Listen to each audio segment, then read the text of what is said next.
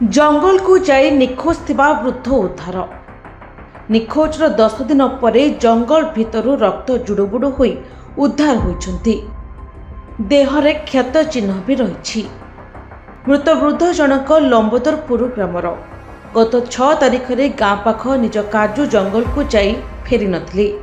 वृद्धांक निखोज नहीं थाना रे एतला करथिले परिवार।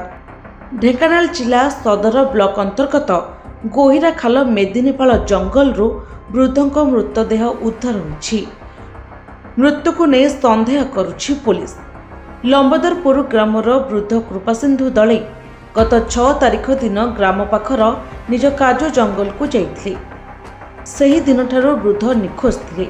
ए संपर्क में परिवार पक्षरु सदर थाना रे वृद्ध जनक निखोज थिबार अभियोग करथिले। हेले बहु खोजाखोजी पर परिवार लोके मेदिनीपुर जंगलरू वृद्धंक मृतदेह देखि पुलिस को खबर देथिले। एहाकु नै पुलिस घटनास्थल में पहुंची तदंत करुछि। ढेंकानाल सदररू गायत्री गीतांजलि दास को रिपोर्ट, निरपेक्ष न्यूज।